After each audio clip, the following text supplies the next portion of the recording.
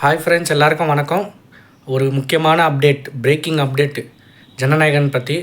எனக்கு தெரிஞ்சு மேக்ஸு இதுதான் நான் ஜனநாயகனை பற்றி போடுற லாஸ்ட் வீடியோவாக இருக்கும். இதுக்கப்புறமா ரிலீஸ் டேட்டா அறிவிக்கிற வீடியோ தான் போடுவேன். ஏன்னா கனடா யார்க் சினிமாலேருந்து அப்டேட் வந்திருக்கு.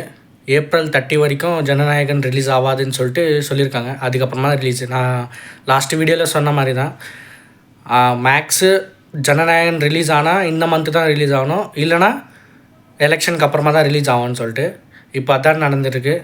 எலெக்ஷனுக்கு அப்புறமா தான் படம் வரும், கன்ஃபார்ம். இது ப்ரொடக்ஷன் ஹவுஸ்லேருந்து இன்னும் அப்டேட் வரல.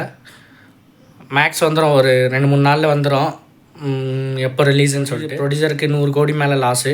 இருந்தாலும் பரவாயில்ல, ஏன்னா அவரோட ப்ரொடக்ஷனில் இப்போ டாக்ஸிக் வருது அடுத்த மாதம் 19ஆம் தேதி. அந்த படம் ரிகவர் பண்ணி கொடுத்துரும் இந்த லாஸு.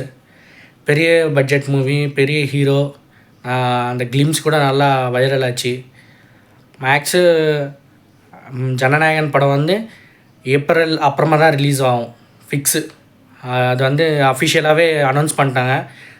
கனடாலேருந்து யார்க் சினிமா டிஸ்ட்ரிபியூட்டர்ஸ் நேற்று தான் ஒரு 10:40 PM அந்த டைமில் நோட் ரிலீஸ் பண்ணாங்க. இந்த மாதிரி படம் ஏப்ரல் 30க்கு அப்புறமா தான் ரிலீஸ் ஆகும், ஏப்ரல் 30க்குள்ளே படம் ரிலீஸ் ஆக வாய்ப்பே இல்லை அப்படின்னு சொல்லியிருக்காங்க. மேபி அது சேஞ்ச் ஆக வாய்ப்பு இருக்குது, ஏன்னா இன்னும் இந்த மாதம் முடியல. அதுவும் இல்லாமல் கோட் ஆஃப் எலெக்ஷன் இன்னும் இப்போது அனௌன்ஸ் பண்ணல. மேக்ஸ் அடுத்த மாதம் தான் அனௌன்ஸ் பண்ணுவாங்க. அடுத்த மாதம் ரிலீஸ் ஆக வாய்ப்பு இருக்குது. ஆனால் இப்போ வரைக்கும் வந்த அப்டேட்டில் இது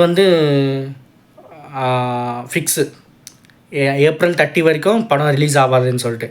பார்க்கலாம் ப்ரொடக்ஷன் ஹவுஸ்லேருந்து என்ன சொல்கிறாங்கன்னு பார்க்கலாம். இந்த வீடியோ உங்களுக்கு பிடிச்சிருந்தால் லைக் அண்ட் கமெண்ட், சப்ஸ்கிரைப் பண்ணிக்கோங்க சேனலை. அப்போ தான் நான் போடுற எல்லா வீடியோவும் உங்களுக்கு வரும். பாய் ஃப்ரெண்ட்ஸ், நன்றி.